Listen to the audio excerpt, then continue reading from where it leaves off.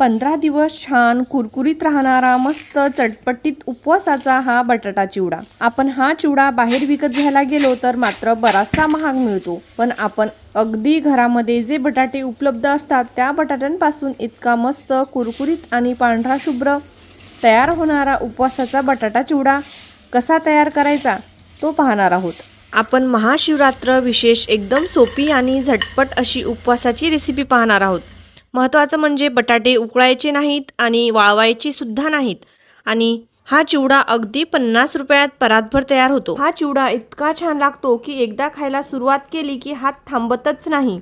उपवासात खाण्यासाठी हलका, पचायला सोपा आणि चवीला अप्रतिम आहे. नमस्कार, मी रसिका. रसूजी रसोईमध्ये तुमचं सगळ्यांचं मनापासून स्वागत. सर्वप्रथम आपण चिवड्यासाठी जो बटाटा वापरणार आहोत तो पाहूया. आपण हे इंदोरी बटाटे घेतले आहे. हे बटाटे चमकदार दिसतात आणि यांची साले पातळ असतात. साधारण मी इथे 1 किलो बटाटा घेतला आहे. घरात रोजच्या वापरासाठी जे साधे बटाटे आणतो त्याच बटाट्यापासून आज आपण कसा पांढरा शुभ्र बटाट्याचा चिवडा तयार करायचा ते पाहणार आहोत.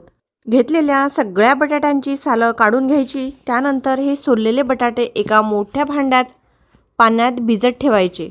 या बटाट्यांमध्ये इतर बटाट्यांपेक्षा स्टार्चचं प्रमाण कमी असते. त्यामुळे बटाट्याचा चिवडा किंवा वेफर्स केले तर ते लाल होत नाहीत. तरी देखील 2 पाण्याने हे बटाटे धुवून घेणार आहोत. नंतर काय करायचे, एका भांड्यामध्ये थोडं पाणी घ्यायचे आणि त्यामध्ये हा बटाटा किसून घ्यायचा आहे. त्यासाठी साधारण सगळ्यात मोठ्या छिद्राची किसणी वापरायची आहे. बटाटा हातात घट्ट पकडून वरून खाली अशा पद्धतीने किसून घ्यायचा आहे. असे केल्याने बटाट्याचा किस सरळ पाण्यात पडतो आणि त्याचा रंग बदलत नाही. तसेच अतिरिक्त स्टार्चही निघून जातो, ज्यामुळे चिवडा अधिक पांढरा आणि कुरकुरीत तयार होतो.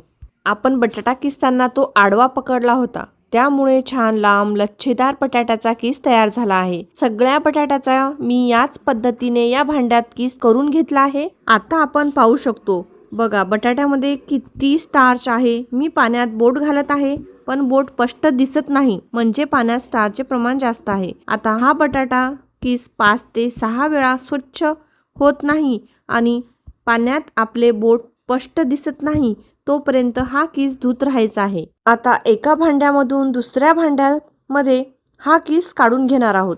हे असं का करायचं, हे 4 ते 5 पाण्यामधून चांगलं धुवून घ्यायचं आहे. कारण या बटाट्यांना जरी इतर बटाट्यांपेक्षा स्टार्च कमी असला तरी देखील किस लालसर पडायला नको, म्हणून मी 4 ते 5 पाण्यामध्ये हे असं चांगलं स्वच्छ धुवून घेणार आहे. यामुळे या बटाट्यामधलं सगळं स्टार्च अगदीच कमी होऊन जातं आणि चिवडा जरा सुद्धा लालसर होत नाही. नंतर यामधलं सगळं पाणी निथळून घ्यायचं आहे आणि इथे मी चहाची गाळण ठेवली आहे. त्यामध्ये एक तुरटीचा खडा घातला आहे आणि या तुरटीवर उकळतं पाणी घालत आहे. यामुळे काय होईल तर आपला चिवडा पांढरा शुभ्र तयार होतो. हा तुरटीचा खडा काढून घेऊया आणि हा किस गरम पाण्यामध्ये फक्त मिनिटभरच ठेवायचा आहे. या पद्धतीने तोडून पाहायचा, लगेच बोटाने तुटतो, म्हणजे आपला बटाटा छान शिजला आहे. आता याच्यामधलं सगळं पाणी निथळून घ्यायचं आहे. इथे आपण हा बटाटा किस काढण्याकरिता एक चाळण घेतली आहे आणि त्याखाली एक खोल भांड घेतलं आहे. हा किस या चाळणमध्ये सगळा काढून घेऊया. यामधलं पाणी सगळं निथळून घेऊया. या किसमधलं सगळं पाणी मी निथळून घेतलं आहे आणि इथे एक सुती कपडा अंथरला आहे. यावर हा किस घालूया आणि एकसारखा पसरून घेऊया. 1 मिनिटभरातच हा किस पूर्ण कोरडा होऊन जातो आणि कोरडा झाल्यावर हा किस आपण तळून घेणार आहोत. तर इथे बघा, हे किस मी काढून घेतला आहे आणि गॅसवर तेल पण तापत ठेवला होता. या तेलामध्ये एक बटाट्याचा लच्छा टाकून बघूया, तळला गेला. नंतर यामध्ये राहिलेलं किस थोडं थोडं घालत सगळा तळून घेऊया. या पद्धतीने आपण जेव्हा हा किस तेलामध्ये टाकतो तेव्हा सुरुवातीला बुडबुडे जास्त येतात. हा किस नीट तळले गेले की हे बुडबुडे हळूहळू कमी होऊन जातात. म्हणजेच बुडबुडे कमी झाले की हा किस छान कुरकुरीत झाला आहे आणि हे काढण्यासाठी तयार आहे असं समजायचं. पहा, बुडबुडे एकदम कमी झाले आहेत आणि हे आता काढून घेऊया. तर पहा किती पांढरा शुभ्र बटाट्याचा किस तयार झाला आहे. याच पद्धतीने थोडं थोडं किस टाकत आपण हा सगळा बटाट्याचा किस तळून घेऊया. याच पद्धतीने मी सगळा बटाट्याचा किस तळून घेतला आहे आणि पहा, आवाजावरून तुमच्या लक्षात आलंच असेल किती कुरकुरीत झाला आहे. हाताने तोडून पाहतोय तर बघा लगेच बारीक होतोय.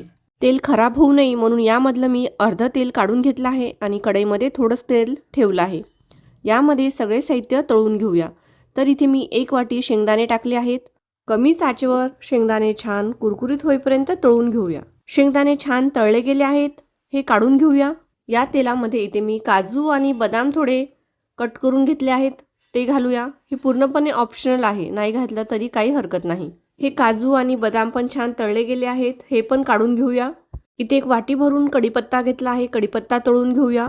कढीपत्ता तळून झाला आहे, काढून घेऊया.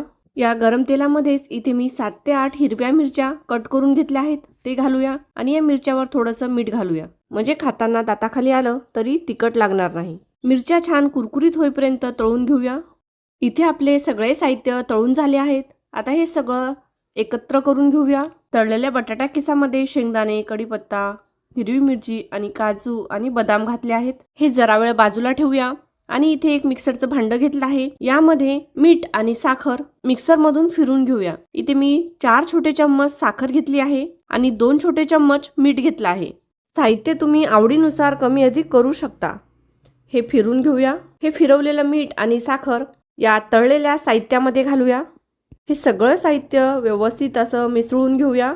असं साखर आणि मीठ मिक्सरमधून फिरून घातलं म्हणजे काय होतं, तळाशी मीठ किंवा साखरेचे कण राहत नाही.